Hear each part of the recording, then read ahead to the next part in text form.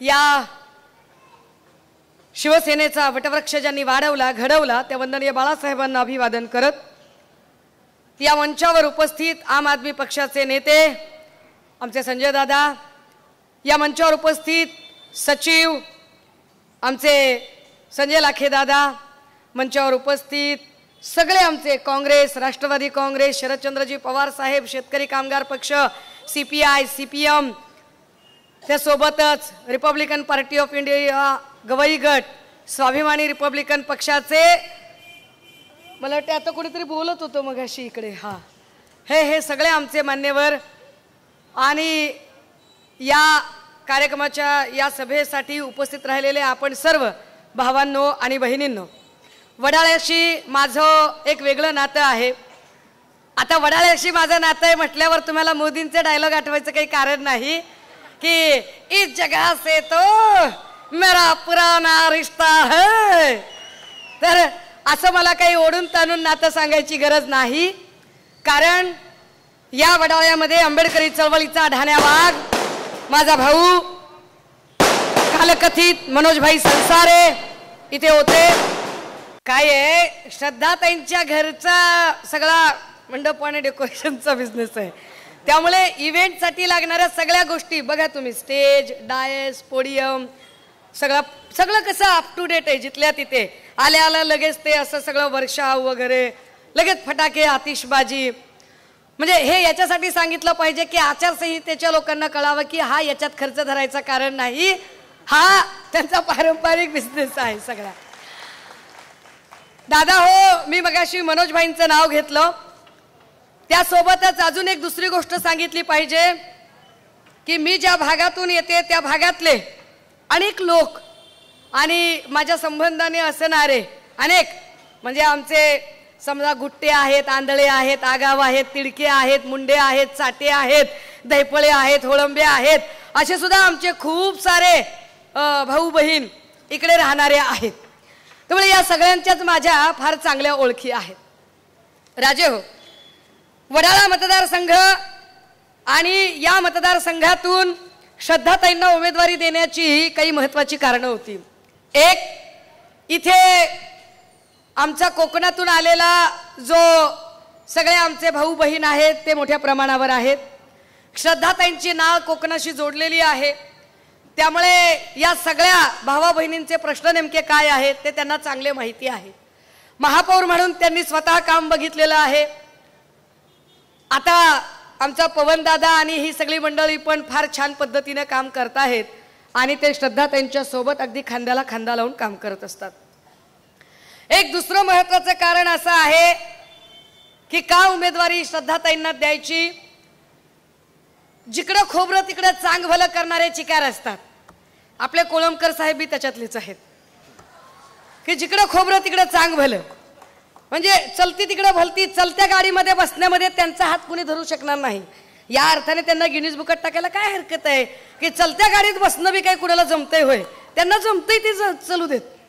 पण हे आम्ही प्रकर्षाने नमूद केलं पाहिजे की सन्मान्य पक्षप्रमुख आणि एकूण पक्ष जेव्हा अडचणीत होता, संकटात होता, त्या काळामध्ये, या संकटाच्या काळामध्ये तग धरून मुंबईत जे अत्यंत निष्ठावंत लोक मातोश्री ठाकरे आणि वंदनीय बाळासाहेबांनी घडवलेल्या ओरिजिनल शिवसेनेसोबत राहिले, त्यापैकी एक निष्ठावंत शिलेदार म्हणजे आमच्या श्रद्धाताई जाधव आहेत.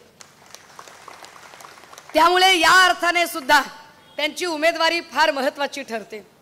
हा सगळा परिसर कामगारांचा परिसर आहे, हा सगळा परिसर कष्टकऱ्यांचा परिसर आहे, हा सगळा परिसर चळवळीतल्या प्रामाणिक लढवय्या लोकांचा परिसर आहे. अशा सगळ्या परिसरामध्ये 7-8 वेळा एखादा माणूस का निवडून येतो, मला कधी कधी प्रश्न पडतो की आपण असं का करत असू बरं, काय नेमकं गमक असेल. कारण जेवढ्या वेळा विचारते तेवढ्या वेळा लोक सांगताहेत की ताई इथे रिडेव्हलपमेंटचा प्रश्न सुटलेलाच नाहीये, इथला रिडेव्हलपमेंटचा प्रश्न ॲज इट इज आहे, इथला SRAचा प्रश्न ॲज इट इज आहे. इथे रिडेव्हलपमेंट आणि SRA आणि या सगळ्या संबंधाने जर विचार करायचं ठरवलं तर विद्यमान आमदार इथल्या बिल्डरशीच मांडवली करायला कमी करत नाहीत. टक्केवारीचं राजकारण तर अमाप आहे. अशा सगळ्या प्रॉब्लेम्समुळे इथला विकास अडलेला आहे आणि त्याच्यासाठी म्हणून आता एक नवा फेरबदल करण्याची गरज आहे. हा नवा फेरबदल या वेळेला खात्रीने होऊ शकतो असं मला नक्की वाटतं. कारण एक माणूस एका माणसाला एक वेळा मूर्खात काढू शकेल, एक माणूस अनेक लोकांना एक वेळा मूर्खात काढू शकेल, पण एक माणूस त्याच माणसांना पुन्हा पुन्हा मूर्खात काढू शकत नाही. कोळंबकरांनी एकदा वेड्यात काढलं, दुसऱ्यांदा दुसऱ्या समूहाला वेड्यात काढलं, पण आता ते या वेळेला आपल्याला वेड्यात काढू शकणार नाहीत. या वेळेला मात्र निश्चितपणे वडाळ्याचे लोक या सगळ्या गोष्टींचा विचार करतील की 5-7 वेळा आपण एकाच माणसावर किती विश्वास ठेवतो बरं, किती आंधळ्यासारखा विश्वास टाकावा की तोच माणूस काँग्रेसकडे जातो, तोच माणूस सेनेकडे, तोच माणूस भाजपकडे. आणि म्हणजे आमच्या गावाकडे एक फार चांगली म्हण आहे बरं का, मला गावाकडच्या भाषेत बोलल्यावर जरा भारी वाटते, जरा मोकळं चाकलं वाटते. आमच्या गावाकडे म्हण काय माहितीये का, आवसबाई तुझ्याकडं, पुनवबाई माझ्याकडं, जोगवा माग चौकड. अशा लोकांच्या सोबत किती दिवस राहायचं, औसला एकीकडे जायचं, पुनवला दुसरीकडे जायचं आणि जमल तसा जोगवा मागायचा. अशा लोकांच्या सोबत राहायचं का नाही राहायचं का? त्याच वेळेला काहीही असो, सत्ता असो की नसो, पावर असो की नसो, ऊन असो की पाऊस असो, सुख असो की दुःख असो, संकट असो की यश असो, काहीही असलं तरी निष्ठा सोडायची नाही, प्रामाणिकपणे एका ठिकाणी राहायचं, अशा लोकांच्या सोबत राहायचं हे आपण ठरवावं लागेल. आणि त्याचं कारण काय आहे राजेओ, तर गेली 2 वर्ष कोरोनाच्या काळात ज्या पक्षप्रमुखांनी आमची काळजी घेतली, गेल्या 2 वर्षाच्या काळामध्ये ज्यांना कोरोनाचा काळ नेमका मिळाला आणि त्या कोरोनाच्या काळात आपल्या कुटुंबातला आपला बाप भाऊ म्हणून ज्यांनी काळजी घेतली.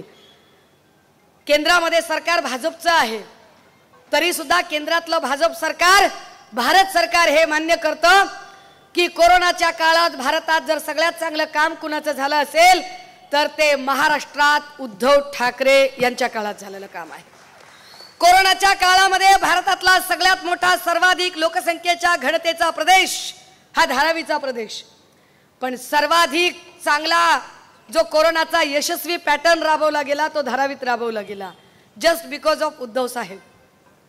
का गरजेची आहे ही निवडणूक, का गरजेचा आहे हा विजय, का गरजेचा आहे कोळंबकरांचा पराभव, तर त्या पराभवाची कारण मी फार स्थानिक पातळीवर जाणार नाही. मला जरा आपलं ध्येय थोडं मोठं ठेवायला आवडतंय आणि त्यामुळे त्या मोठ्या ध्येयाकडे आपल्याला नेऊ इच्छिते की कोरोनाच्या काळामध्ये 2 वर्ष ज्या पक्षप्रमुखांनी काम केलं त्या 2 वर्षानंतर पुढच्या 5-6 महिन्यात त्यांना जो आजार जडला, मणक्याच्या विकाराने ते इतके त्रस्त झाले की शरीराचा एकही भाग हालत नव्हता. उद्धव साहेब मृत्यूशय्यावर होते, उद्धव साहेब मृत्यूशी झुंज देत होते. आदरणीय रश्मी वहिनींच्या डोळ्यात चिंतेचं काहूर होतं. आदरणीय रश्मी वहिनी इतक्या चिंताग्रस्त की हा राजपाट, हे मुख्यमंत्री पद, हे राजकारण, हे सत्ताधारी, हे विरोधक, या सगळ्यांशी त्या माऊलीला काहीच घेणं देणं नाही. फक्त आपला नवरा, आपलं सौभाग्य, आपलं कुंकू अडचणीत आहे, आपलं सौभाग्य मृत्यूशय्यावर आहे आणि ते सुखरूप परत आले पाहिजेत, एवढीच त्या माऊलीची अपेक्षा. आपल्या 2 लेकरांच्या संगतीनं आपला नवरा आपल्या सोबत असला पाहिजे, इतकी माफक अपेक्षा. पण त्याच वेळेला मुख्यमंत्री पदाचा कारभार कुणी करायचा, साहेबांवर एवढी अवघड शस्त्रक्रिया होणार आहे, करायचं काय? आणि उद्धव साहेबांच्या कुटुंबातले आदित्य दादा यांनी सगळ्या आमदारांची बैठक बोलावली, एक गटनेता ठरवायचं ठरवलं आणि निर्णय घेतला कुणाला गटनेता करायचं. गटनेता केलं एकनाथ शिंदेंना. जे एकनाथ शिंदे कधी काळी शाखा प्रमुख म्हणून आले होते, शाखा प्रमुखाचे गटप्रमुख झाले, विभाग प्रमुख झाले, नगरसेवक झाले, महापौर झाले, आमदार झाले, पुढे मंत्री झाले, नगर विकास मंत्री झाले. हे का सांगावं लागतंय त्याचं कारण आहे. एकनाथ शिंदे 5 दिवसांपूर्वी एका भाषणात असं म्हणाले की उद्धव ठाकरेंनी मला फार हलक्यात घेतलं म्हणून मी त्यांचं सरकार पाडलं. बरोबर आहे त्यांचं. एकनाथ शिंदेंचं 1,00,000% बरोबर आहे की उद्धव ठाकरेंनी त्यांना हलक्यात घेतलं, फारच हलक्यात घेतलं. एकनाथ शिंदे सारखा माणूस एवढा पाताळ यंत्री निघेल असं वाटलंच नाही उद्धव साहेबांना. एकनाथ शिंदे सारखा माणूस एवढा विश्वासघातकी निघेल, असा पाठीत खंजीर खुपसणारा निघेल असं वाटलंच नाही त्यांना. त्यांना वाटलं आपल्या सोबतचा शिवसैनिक आहे. हे जर पोटात पाप असतं ना, उद्धव साहेबांच्या पोटात पाप असतं आणि जे लोक त्यांच्यावर घराणेशाहीचे आरोप करतात ती घराणेशाही जर डोक्यात असती तर उद्धव साहेबांनी ते सगळे इन्चार्ज म्हणून आदित्यदादाकडे कारभार दिला असता. पण तो कारभार आदित्यदादाकडे देण्याच्या ऐवजी तो कारभार दिला एकनाथ शिंदेकडे.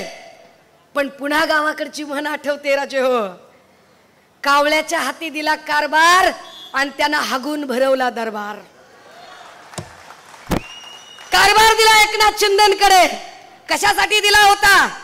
नेता आपला नेता मृत्यूशय्येवर आहे आणि त्या मृत्यूशय्येवर असणाऱ्या नेत्याच्या पश्चात अत्यंत इमानइतबारे या राज्याचा कारभार तुम्हाला त्याला प्रमाण मानून स्वामीनिष्ठा प्रमाण मानून करायचा होता. पण केलं काय एकनाथ शिंदेंनी? उद्धव साहेबांनी ज्या माणसावर विश्वास टाकला हलक्यात घेतलं, खरंच हलक्यात घेतलं. त्या माणसाने उद्धव साहेब मृत्यूशय्येवर असताना भाजपशी मांडवली करत गद्दारी केली. जे लोक म्हणतात की आम्ही बंड उठाव, अरे तुम्ही जर बंड आणि उठाव करायचा असता तर 40 जण बाजूला गेले असते आणि इथंच पत्रकार परिषद घेतली असती. 40 लोक तुम्हाला तोंड लपवून रात्रीच्या अंधारात वाया सुरत गुवाहाटी जावं लागलं. तुम्ही तोंड लपवून गेलात याचा अर्थ तुमच्या पोटात पाप होतं.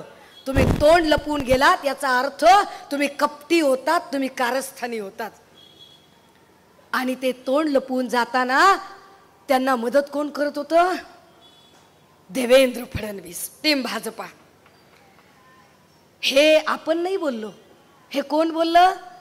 माझी प्रिय भाऊजाई, माझी लाडकी भाऊजाई अमृता वहिनी म्हणाल्या. अमृता वहिनी म्हणाल्या देवेंद्र असा होडी बिडी घालून जायचा, असा गॉगल बिगल घालून जायचा, रात्रीच्या अंधारात अंथरुणातनं उठून जायचा. मी म्हणायची देवेंद्र असा तू कुठे जातोयस? रात्रीच जातोस गुपचूप, रात्रीच. देवेंद्र कुठे जायचा मला कळायचंच नाही. आमच्या भाऊजाईने सांगितलं. राजे हो, रात्रीच्या अंधारात कोण जातं? रात्रीच्या अंधारात हा राजकीय व्याभिचार करणारी 2 माणसं इथं होती. एक होते एकनाथ शिंदे आणि दुसरे होते देवेंद्र फडणवीस. का इथे सत्ता बदल करायचा आणि का मशाल पेटवायची? यांचा राजकीय व्याभिचार संपवायचा असेल तर हो, इथे मशाल पेटवावी लागेल, निष्ठेची मशाल पेटवावी लागेल. ज्या लोकांनी इथे उद्धव साहेबांच्या सोबत विश्वासघात केला, उद्धव साहेबांच्या सोबत विश्वासघात केला आणि उद्धव साहेबांचं मुख्यमंत्री पद काढून घेतलं म्हणून फक्त बदल करायचा का? नाही, इतकी पण छोटी गोष्ट नाहीये. कारण उद्धव साहेबांना जर मुख्यमंत्री पदाचं वेड असतं ना तर उद्धव साहेबांनी इतक्या हसत हसत त्याचा राजीनामा दिला नसता. एकीकडे देवेंद्रजी मी पुन्हा येईन, मी पुन्हा येईन, मी पुन्हा येईन म्हणताना उद्धव साहेब मात्र हसत हसत राजीनामा देतात. पण तरी सुद्धा हे का गरजेचं आहे? कारण त्या एका राजीनाम्यामुळे झालं काय? एकनाथ शिंदेंना का मुख्यमंत्री केलं माहितीये? एकनाथ शिंदेना भाजपने मुख्यमंत्री केलं कारण भाजपला एका दगडात 2 पक्षी मारायचे होते. एक तर भाजपला उद्धव साहेबांवर सूड काढायचा होता, सूड उगवायचा होता, आणि त्याच वेळेला आपल्यावर बिल फाटू नये, हमने क्या किया, आपण नामानिराळे राहायचं असं म्हणत त्यांना एकनाथ शिंदे पुढे करायचे होते. आणि दुसरं महत्वाचं कारण होतं एकनाथ शिंदेंनी केलेलं मोठं कॉम्प्रोमाइज. कॉम्प्रोमाइज काय होतं? कॉम्प्रोमाइज हे होतं की तुम्ही महाराष्ट्रातला कुठलाही उद्योग गुजरातला न्यायला लागलात, मी तुम्हाला मुख्यमंत्री म्हणून कधीही अडवणार नाही. मी महाराष्ट्राचा मुख्यमंत्री म्हणून नाही तर मी भाजपचा मुनीम म्हणून काम करेल. हे कॉम्प्रोमाइज एकनाथ शिंदेंनी केल्यामुळे भाजपला एकनाथ शिंदे परवडणारे होते. काल परवा मला वाटते कालच रामदास कदम म्हणाले की अमित शहानी त्यांना म्हटलं होतं की तुम्ही मला भेटायला या, मी तुम्हाला मुख्यमंत्री करतो. उद्धव साहेब भेटायला गेले असते तर मुख्यमंत्री केलं असतं. बरोबर आहे, भेटायला गेले असते तर मुख्यमंत्री केलं असतं. याचा अर्थ काय? उद्धव साहेबांनी तुमच्या समोर झुकायला पाहिजे होतं. पण उद्धव साहेब एक स्वाभिमानी बाण्याचं नेतृत्व आहे. त्यांनी सांगितलं तुमच्या मुख्यमंत्री पदाचे लाथ मारतो आम्ही, महाराष्ट्र कधीही दिल्ली समोर झुकला नाही, झुकणार नाही. आमच्यासाठी आमचा स्वाभिमान महत्वाचा आहे. आमच्यामधला स्वाभिमान हा विश्वरत्न डॉक्टर बाबासाहेब आंबेडकरांनी, छत्रपती शिवाजी महाराजांनी, राजर्षी शाहू महाराजांनी, क्रांतिबा ज्योतिबा फुल्यांनी आमच्यामध्ये तो स्वाभिमान भरलेला आहे. तो स्वाभिमान आम्ही असा कुणाच्याही पायी टाकणारे लोक नाही आहोत. राजे हो, एक एक उद्योग गुजरातला गेला. आमची सगळी लेकरं इथून बेरोजगार करण्याचा डाव सुरू झाला. हे सगळं थांबवण्यासाठी गरजेचं आहे हे सरकार बदलणं. आणि अगदी त्याच वेळेला आमच्यामध्ये कधी नव्हे एवढी, महाराष्ट्रात कधी नव्हे एवढी राजकीय संस्कृती रसातळाला चालली आहे. याच्या आधी कधीही कुणी इतकी गलिच्छ भाषा वापरत नव्हतं.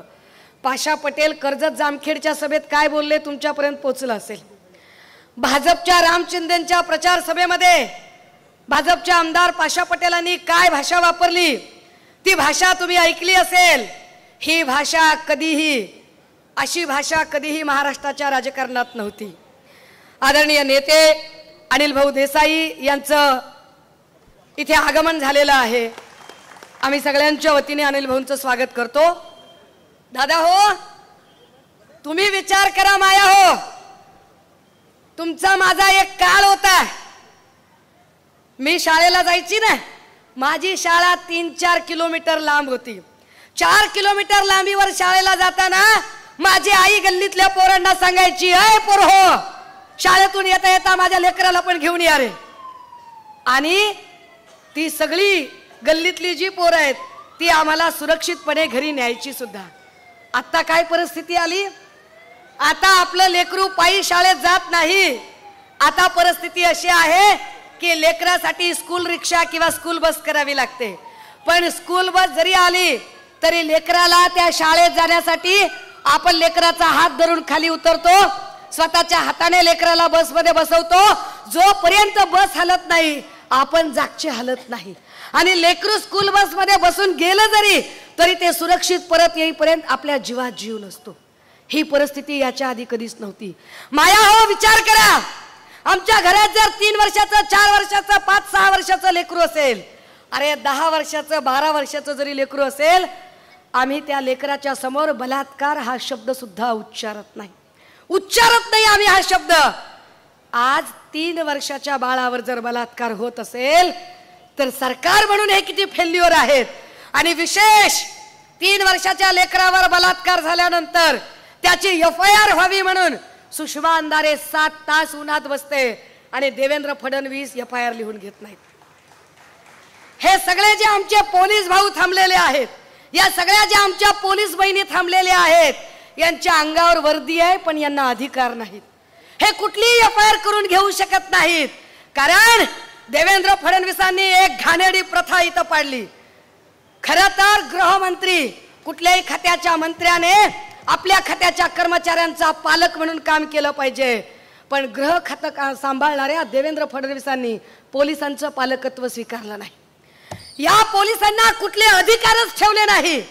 प्रत्येक पक्षाच्या जेवढे सत्ताधारी पक्षाचे आमदार आहेत त्या आमदारांनी एकच काम केलं, आपल्या आपल्या मर्जीतला PI आपल्या पोलीस स्टेशनला आणून ठेवायचा आणि मर्जीतल्या PI ने ठरवायचं कुणाची FIR घ्यायची आणि कुणाची FIR घ्यायची नाही. सत्ताधाऱ्याचा माणूस असेल, कितीही बेकायदेशीर वागला, FIR करायची नाही. विरोधकांचा असला लगेच 353, लगेच 354, लगेच 323, लगेच 324, 383, 384. काय कसा पोलिसांचा धाक राहील. अरे कधी काळी पोलीस स्टेशन समोरून आपली ट्रिप्सी जायची हिंमत नव्हती. त्या पोलिसांचा काय धाक राहिलाय आज घडीला की पोलीस स्टेशन मध्ये लोक गोळीबार करायला लागले, फेसबुक लाईव्ह करून लोक ठोकायला लागले. बाबा सिद्दकी सारख्या माणसाला Y दर्जाची सुरक्षा असताना गजबजलेल्या ठिकाणी गोळ्या घालून मारलं जातं. कुठे लॉ अँड ऑर्डर, कुठे गेली कायदा सुव्यवस्था या राज्यातली. इतकी वाईट परिस्थिती कधी आली नव्हती. ती वाईट परिस्थिती बदलण्यासाठी म्हणून महाविकास आघाडीचं सरकार येणं गरजेचं आहे आणि म्हणून या मतदारसंघातनं मशाल पेटणं गरजेचं आहे. काय मशाल पेटवायची आहे? इथल्या बेरोजगारांचा रोजगार जो पळवला गेला तो रोजगार परत मिळवण्यासाठी, पुन्हा एकदा इथे उद्योगधंद्यांना चालना देण्यासाठी म्हणून इथे महाविकास आघाडीचं सरकार गरजेचं आहे.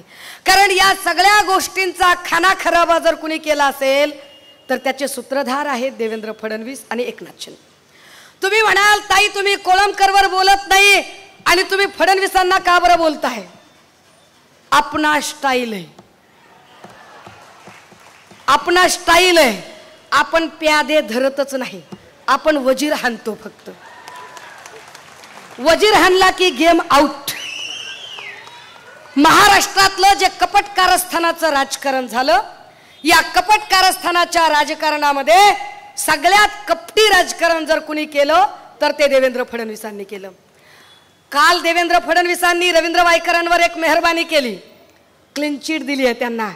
एक अशी केस दाखवा, तो मुलुंडचा व्हिडिओ स्पेशालिस्ट HD व्हिडिओ ज्याचे बाहेर आले, तो HD video specialist Kirit Somaiya, त्याने ज्याच्या ज्याच्यावर आरोप केले आणि आरोप केल्यानंतर जे जे लोक गद्दार गँग सोबत आणि भाजप सोबत गेले त्यातल्या कुणाला तरी शिक्षा झाली का?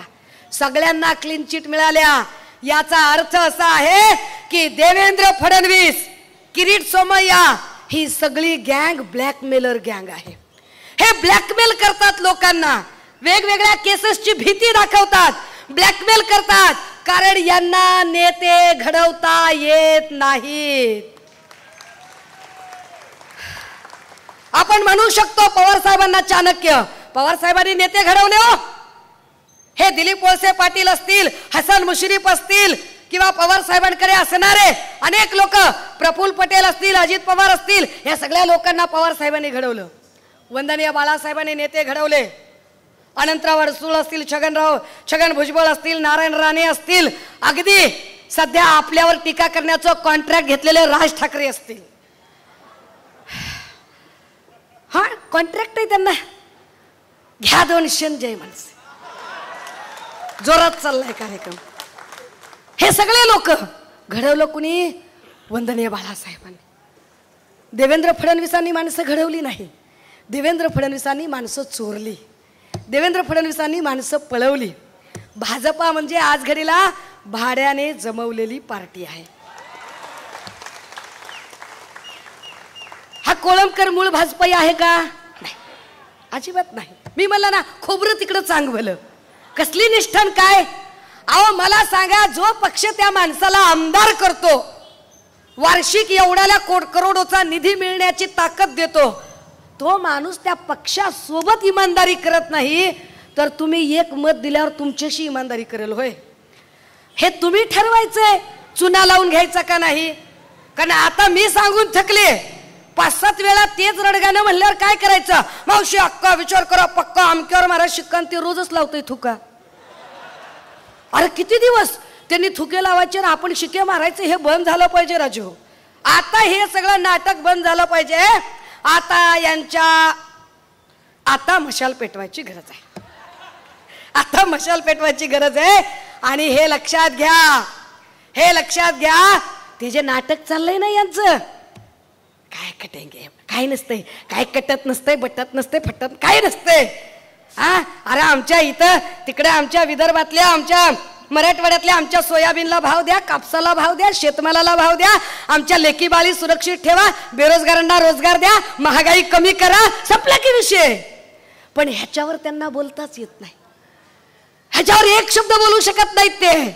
ते फक्त जाती आणि धार्मिक विद्वेष पसरवू शकतात, कारण त्यांचं राजकारण फक्त आणि फक्त जात आणि धर्मावर आधारित आहे. राजे हो, मी फार काही बोलणार नाही, फक्त एक शेवटचा मुद्दा सांगणार आणि थांबणार आहे. लक्षात घ्या, आपण असं म्हणतो एखादा माणूस जर त्याचे अंत्यसंस्कार झाले तर काय म्हणतो? अमक्याचा देह पंचतत्वात विलीन झाला. माणसाचा देह हिंदू धर्मशास्त्रानुसार पंचमहाभूतांनी बनतो. हे पंचमहाभूत काय असतं? या पंचमहाभूतामध्ये अग्नी आहे, वायू आहे, आकाश आहे, आप आहे, जल आहे. अग्नी, वायू, आकाश, आप, जल या सगळ्या पंचमहाभूतांनी देह बनतो. या पंचमहाभूतांमध्ये धर्मवाद, जातीवाद आहे का? या उगवतीच्या सूर्याचा रंग भगवा असतो, तो स्वतःला कधीही हिंदू समजत नाही. ही सगळी सृष्टी पावसाळ्यामध्ये हिरवीगार होते, ती स्वतःला कधी मुसलमान समजत नाही.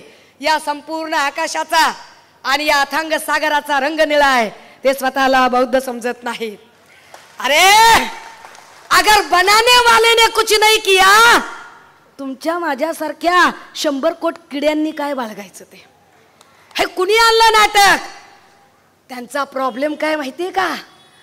जून 2022ला गद्दारी करून जे मुख्यमंत्री झाले त्यांना 22च्या 6 महिन्यात जी बहीण आठवली नव्हती, 2023च्या 12 महिन्यात जी बहीण आठवली नव्हती, 2024च्या 5 महिन्यात जी बहीण आठवली नव्हती, त्या बहिणीनं लोकसभेत इंगा दाखवला. मग त्यांना वाटलं की नाही आता बहीण बहीण बहीण केलं पाहिजे. पण तुम्हाला सांगते, मी आज 21व्या जिल्ह्यात आहे. गडचिरोली, आरमोरी, गोंदिया, चंद्रपूर, भंडारा, नागपूर, यवतमाळ, हिंगणघाट, अमरावती इथपासून ते वाशिम, अकोला, हिंगोली, परभणी, बीड, लातूर, धाराशिव, जालना, संभाजीनगर, नगर, नाशिक, धुळे, जळगाव, नंदुरबार, इकडे कोल्हापूर, मिरज, सांगली, सातारा, सिंधुदुर्ग, रत्नागिरी एवढे सगळे जिल्हे फिरून आल्यावर तुम्हाला खात्रीनं सांगते, अख्ख्या राज्याचं वातावरण फिरलंय, लोकांचं ठरलंय, महाविकास आघाडी सत्तेत येणार आहे. आणि मी लोकांना विचारलं ना, अहो त्या लाडक्या बहिणीचं काय, तर लोक बायका काय म्हणतात माहिती आहे, काय करायचंय त्याच्या 1500 टिकल्याचं, हा लेकी बाळीचे आभरू सुरक्षित नाही काय, जाळायचंय काय त्याला, आमच्या लेकी बाळींना सुरक्षा देणं महत्वाचं आहे. मी म्हटलं लाडकी कसली लाडकीन काय, काय लाडकी योजना बिजना काय नसतंय. महाराष्ट्राचं लाडकं नेतृत्व कुठलेही सर्वे काढा, त्या सगळ्या सर्वेत एकमेव लाडकं नेतृत्व दिसतंय, उद्धव बाळासाहेब ठाकरे. आणि म्हणून त्यांना कटेंगे बटेंगेवर यावं लागते, कारण त्यांना माहिती आहे की लाडकी बहीण चलत नाहीये. पण आपण ठरवून घ्यायचं काय, ना कटेंगे ना बटेंगे ना हटेंगे, हम डटेंगे, हम लढेंगे, हम जीतेंगे.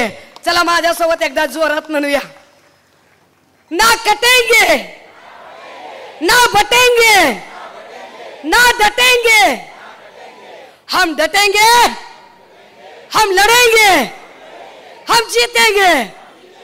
काय चिन्ह आहे, अय काय चिन्ह आहे, काय चिन्ह आहे, झालं किती नंबरला, अरे मला कशाला बोलवलंय मग, जर सगळं तुमचं ठरलंय तर मी काय सांगायचं मग. म्हणजे तुमचं पक्क ठरलंय, हे जे 2 नंबरचे धंदे करणारे लोक आहेत, या 2 नंबरचे धंदे करणाऱ्या लोकांना जर गफगार करायचं असेल तर 2 नंबरचं बटन दाबावं लागते. या वेळेला एवढं करावं लागते. हे कशासाठी करावं लागतंय, देवेंद्र फडणवीस नावाच्या माणसाला सांगण्यासाठी की देवेंद्रजी तुमची कपट नीती महाराष्ट्रात चालू शकत नाही. महाराष्ट्रामध्ये हे यासाठी सांगावं लागेल की महाराष्ट्र गद्दारांच्या पाठीशी कधीही जात नाही. महाराष्ट्र स्वाभिमानाची लढाई लढणार आहे, महाराष्ट्र खुद्दारांची लढाई लढणार आहे, महाराष्ट्र निष्ठावंतांच्या सोबत आहे. आणि म्हणून वडाळा मतदारसंघामध्ये क्रमांक 2चं बटन दाबत येणाऱ्या 20 तारखेला कुठली बी पेटी फोडली की नुसती मशालच दिसली पाहिजे. आणि ताईचं लय गिनीज बुक चाललंय, तर गिनीज बुकचं रेकॉर्ड मशालीचं झालं पाहिजे. हा ह्याच्याशिवाय दुसरं आपल्याला काय कळत नाही. 23 तारखेला तुमच्या सोबत गुलाल खेळायला येणार आहे. आणि बघा इकडे अनिल भाऊ आहेत, आदरणीय अनिल भाऊंची माफी मागून आणि अनिल भाऊंच्या साक्षीनं सांगते, भले लोक सांगत होते की अनिल भाऊ लोकसभेला उभे राहिलेत, या भागातनं काय होईल. आणि त्यावेळेला आम्ही छाती ठोकपणे सांगत होतो की आमच्यासारखे छातीचा कोट करून लढणारे शिवसैनिक आहेत, अनिल भाऊ येणार, अनिल भाऊ जिंकणार.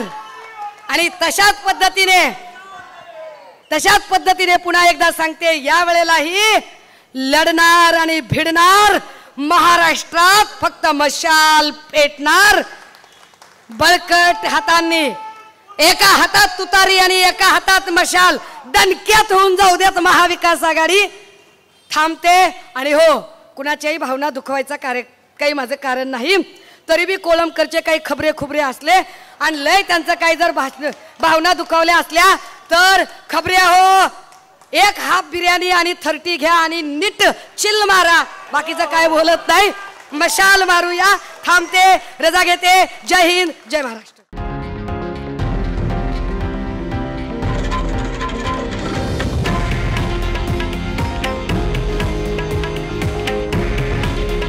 हे आहे देशातील नंबर 1 न्यूज नेटवर्क आणि आपण पाहत आहात TV9 मराठी.